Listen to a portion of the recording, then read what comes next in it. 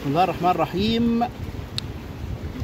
بتستهويني جدا الحضاره المصريه القديمه وتاريخ المصري القديم وربطه حتى باللغه المصريه القديمه وازاي ده اتطور لغايه ما وصلنا حديثا ان كلمات كتير احنا بنتكلمها فيها اللغه المصريه القديمه.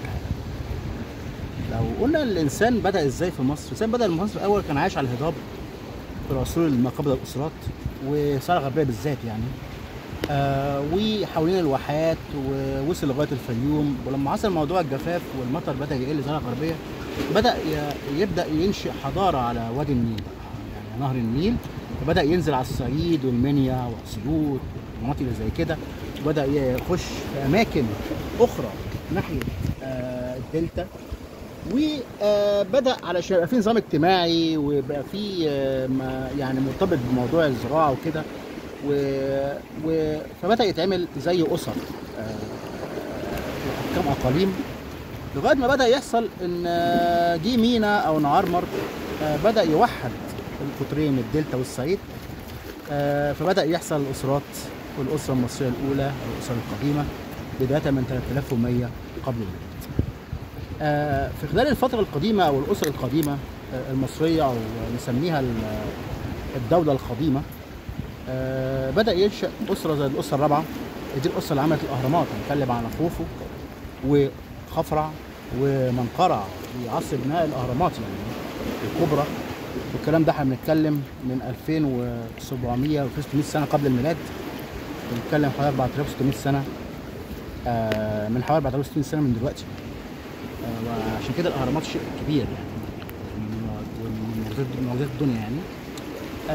بعد كده حصلت الدولة الوسطى، وبعد كده جه الاحتلال الهكسوس أو الرعاة اللي جايين من الشام سنة 1650 قبل الميلاد واستمر لمدة 100 سنة تقريبا.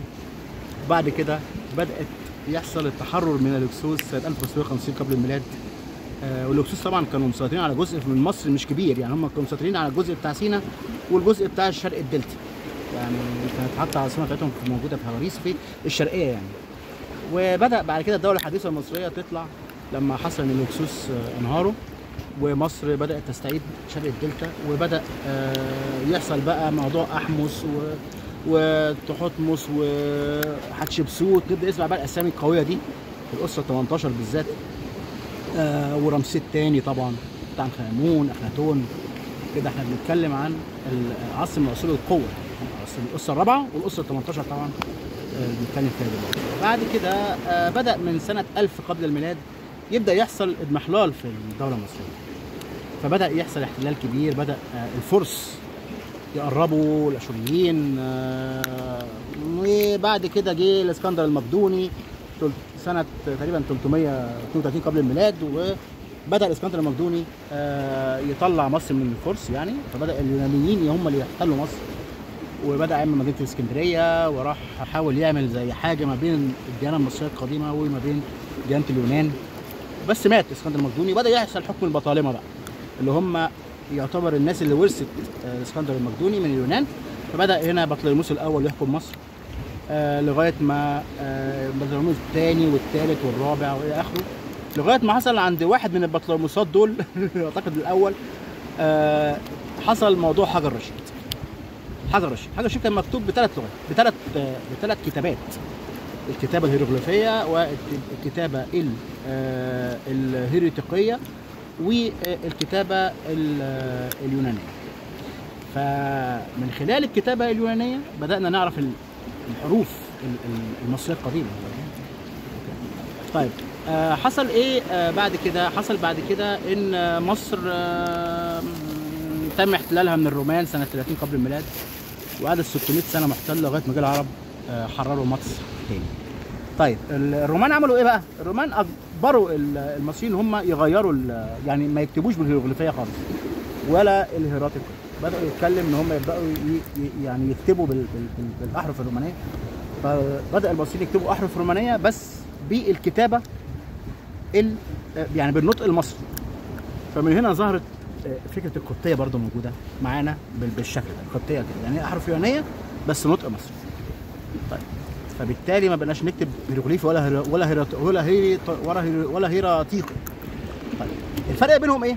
المصريين لما بدأوا يكتبوا من الأسرة الأولى والحاجات اللي زي كده بدأوا يعرفوا موضوع الكتابة، كانوا بيكتبوا الأول علشان ينقشوا على التماثيل وينقشوا على ويسجلوا الأحداث بتاعتهم وكده، سواء بالموت والبعث أو الحياة بتاعتهم شغالة ازاي.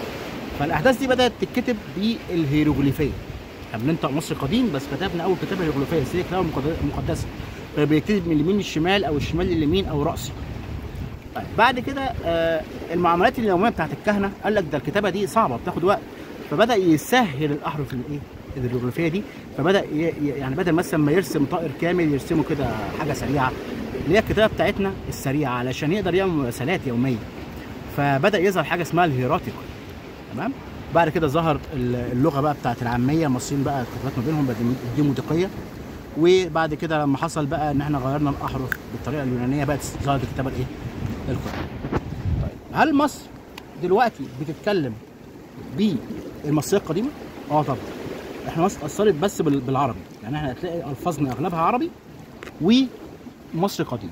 يعني مثلا كلمه تاتا، تمام، نينا، ست اللي هي يعني امراه او سيده، كخه، تمام، نونو، يعني الحاجات اللي زي كده، مكحكح، كاني وماني اللي هو السمن والعسل، ولا دكان الزلباني اللي هو دكان الفطاطري، دكان نفسها اصلا يعني بنتكلم مصري قديم برضو.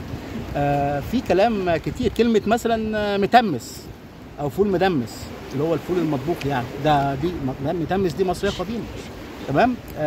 في كلمه مثلا شقشق، يقول لك ايه النهار شقشق. شقشق دي يعني الشروق، يعني بص بتاع النهار طلع. تمام. وحوي يا وحوي الياحه، يعني تمام، اللي هو القمر طالع اهو، القمر ده هو الياحه. تمام. مثلا امبو عيش، كل ده كلام احنا بنستخدمه حتى هذه اللحظه. كلام زق، تعال نزق الحاجه، زق دي مصري قديم. تمام. فنلاقي في الفاظنا الجميله المصريه الطبيعيه احنا بنتكلم بالعربيه والمصريه القديمه. والسلام عليكم ورحمه الله.